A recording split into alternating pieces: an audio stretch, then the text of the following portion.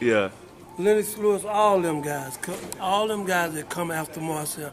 You know how come Ezra Charles retired? Oh, he retired. I mean, the reason he started being a losing fighter. If he had never fought Marciano, he would have been all right.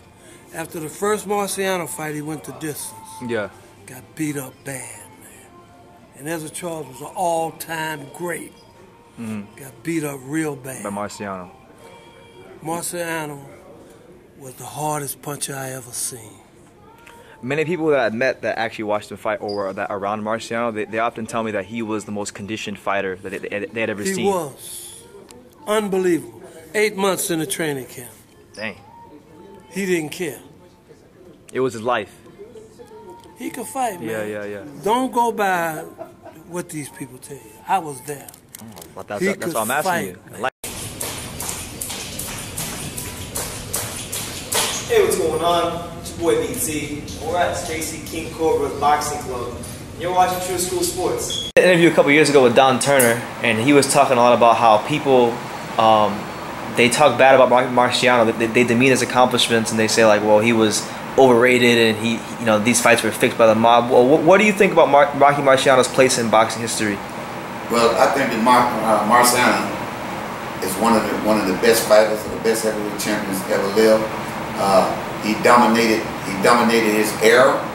He dominated the fighters that was there. I think that the rap that they put on him said, well, he fought Jersey Joe Walcott, and Walcott was winning the fight. He was winning the fight, but in the later rounds, Rocky caught up with him, but Walcott was old. They said, well, he fought Archie Moore. Archie Moore was beating him. In the later rounds, he ended up beating Archie Moore. So they kind of labeled him as the champion who beat a lot of old guys. But he beat the best that they had around at the time. The thing about Rocky was this. Rocky took his training very serious. He was a serious trainer. I mean, he would train sometimes for 6 months for a fight. He would go into training for 6 months and stay away from his family for a fight. So you got a guy with that type of determination, that's hard to beat.